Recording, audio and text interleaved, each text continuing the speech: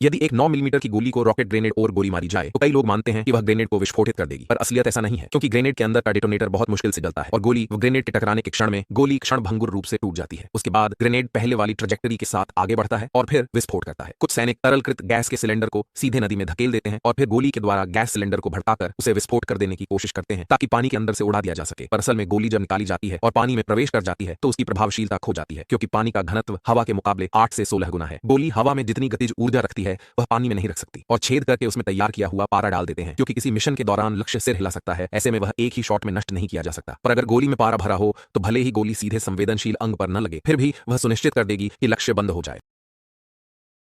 यदि एक 9 मिलीमीटर की गोली को रॉकेट ग्रेनेड और गोली मारी जाए तो कई लोग मानते हैं कि वह ग्रेनेड को विस्फोटित कर देगी, पर असलियत ऐसा नहीं है क्योंकि ग्रेनेड के अंदर का डेटोनेटर बहुत मुश्किल से जलता है और गोली ग्रेनेड के टकराने के क्षण में गोली क्षणभंगुर रूप से टूट जाती है। उसके बाद ग्रेनेड पहले वाली ट्रजेक्टरी के साथ आगे बढ़ता है और फिर विस्फोट करता है। कुछ सैनिक तरलकृत गैस के सिलेंडर को सीधे नदी में धकेल देते हैं और फिर गोली के द्वारा गैस सिलेंडर को भड़काकर उसे विस्फोट कर देने की कोशिश करते हैं ताकि पानी के अंदर से उड़ा दिया जा सके। पर असल में गोली जब निकाली जाती है और पानी में प्रवेश कर जाती है तो उसकी प्रभावशीलता खो जाती है क्योंकि पानी का घनत्व हवा के मुकाबले 8 से 16 गुना है। गोली हवा में जितनी गतिज ऊर्जा रखती है वह पानी में नहीं रख सकती और छेद करके उसमें तैयार किया हुआ पारा डाल देते हैं क्योंकि किसी मिशन के दौरान लक्ष्य सिर हिला सकता है। ऐसे में वह एक ही शॉट में नष्ट नहीं किया जा सकता। पर अगर गोली में पारा भरा हो तो भले ही गोली सीधे संवेदनशील अंग पर न लगे, फिर भी वह सुनिश्चित कर देगी कि लक्ष्य बंद हो जाए।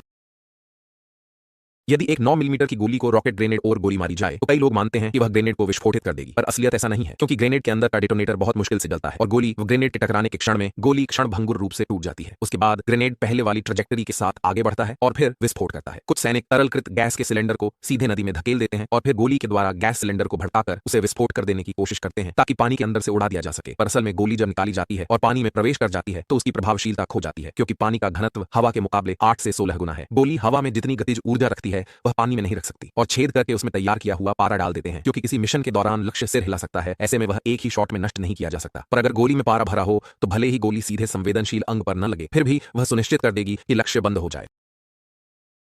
यदि एक 9 मिलीमीटर की गोली को रॉकेट ग्रेनेड और गोली मारी जाए तो कई लोग मानते हैं कि वह ग्रेनेड को विस्फोटित कर देगी, पर असलियत ऐसा नहीं है क्योंकि ग्रेनेड के अंदर का डेटोनेटर बहुत मुश्किल से जलता है और गोली ग्रेनेड के टकराने के क्षण में गोली क्षणभंगुर रूप से टूट जाती है। उसके बाद ग्रेनेड पहले वाली ट्रजेक्टरी के साथ आगे बढ़ता है और फिर विस्फोट करता है। कुछ सैनिक तरलकृत गैस के सिलेंडर को सीधे नदी में धकेल देते हैं और फिर गोली के द्वारा गैस सिलेंडर को भड़काकर उसे विस्फोट कर देने की कोशिश करते हैं ताकि पानी के अंदर से उड़ा दिया जा सके। पर असल में गोली जब निकाली जाती है और पानी में प्रवेश कर जाती है तो उसकी प्रभावशीलता खो जाती है क्योंकि पानी का घनत्व हवा के मुकाबले 8 से 16 गुना है। गोली हवा में जितनी गतिज ऊर्जा रखती है वह पानी में नहीं रख सकती और छेद करके उसमें तैयार किया हुआ पारा डाल देते हैं क्योंकि किसी मिशन के दौरान लक्ष्य सिर हिला सकता है। ऐसे में वह एक ही शॉट में नष्ट नहीं किया जा सकता। पर अगर गोली में पारा भरा हो तो भले ही गोली सीधे संवेदनशील अंग पर न लगे, फिर भी वह सुनिश्चित कर देगी कि लक्ष्य बंद हो जाए।